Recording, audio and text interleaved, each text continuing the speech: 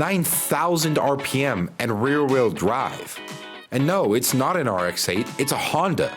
Two things that the seemingly boring front-wheel drive commuter car company had zero business even thinking about. I mean, what kind of crack were they smoking when they pitched this idea? And sure, they made the NSX that was rear-wheel drive, but that was a supercar, and the engine was in the back.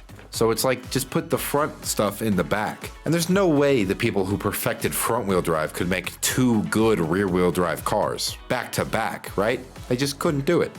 No way. No way they could do that. The people who perfected front-wheel drive with things like the Type R Civic and the Integra had seemingly perfected rear-wheel drive as well. Honda showed the world that they simply made good cars. Front-wheel drive, rear-wheel drive, all-wheel drive, hell, even no-wheel drive. It doesn't matter. If it's a Honda, it's cool. Except for like, I don't know, I can't even think, maybe like an Accord. And the S2000 came in as no exception. The concept car called the SSM debuted in the 1995 Tokyo Auto Show. The SSM was a rear-wheel drive roadster with a high X-bone frame that had a 2-liter engine under the hood and 50-50 weight distribution. Although the concept car debuted in 1995, Honda finally announced that the car would go into production in 1999. It's 1999. If the world's gonna end, might as well make a sick-ass car to do it with. Ripping burnouts at 9,000 RPM in the parking lot while it turns to 2,000 and all the computers explode or whatever they thought was gonna happen. The car was so focused on being a driver's car and a performance-oriented car that the chief engineer said the team didn't even talk to the marketing people. Shut up, Cindy, the car's gonna be cool. Go make a flyer or something. The chief engineer was quoted to say, "We wanted a more focused car. More Honda." How much more Honda can you fit under one hood?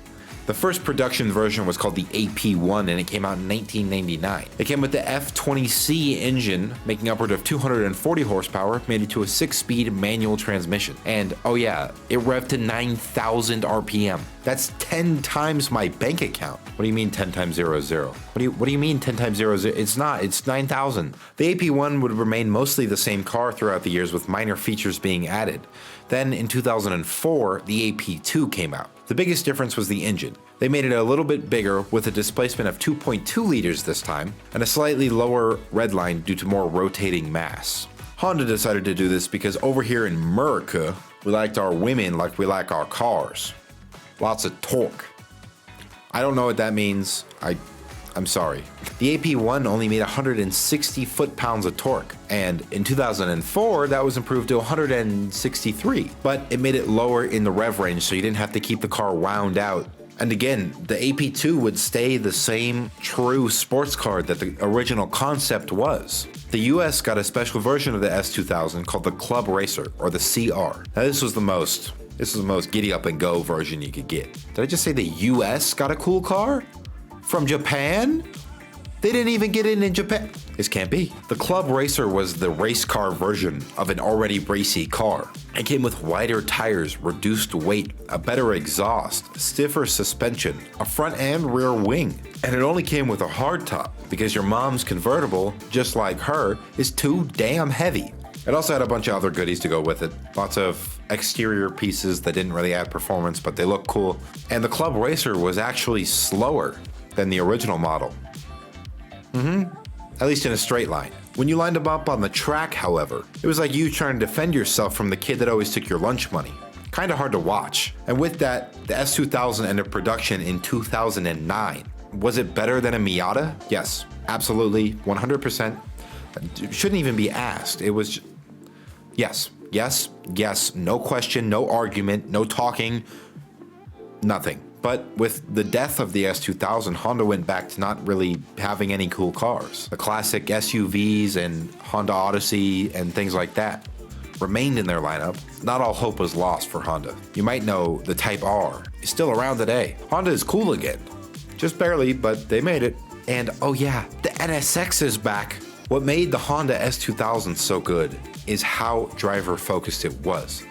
It was like a Miata if you gave it steroids and it made it look like Chris Bumstead, okay? Absolutely huge and jacked. And you can't really compare bodybuilding and car. It's like a weird, like, in-between. You get it. You get the point. The S2000 was cool, and prices still reflect that, with them still going upwards of 20, 30 grand, even up 50, 60 for a clean one. God help you if you want a CR. it's over for you. Honda had made a great car, just like somehow most of them that they make. You can't really name a Honda that was a true flop. And they made some specialized K cars and roadster cars and things like that back in the day. Even today, they made a little roadster or whatever. But you just can't argue with the reliability and the performance they can get. Even out of a front-wheel drive car, who are you people? They have to be aliens, I'm convinced of it. You know what? Maybe you don't like the S2000. Maybe you don't like Japanese cars. Or maybe you do. Go watch this video about the 3000 GT and how it was cooler than every supercar ever. I don't mean that. Please go watch that video. Like and subscribe if you enjoy. Other than that, I will see you mañana, not tomorrow. I always say that, but I just like that word, honestly. I'm still talking and the video is just going to cut off in the middle of the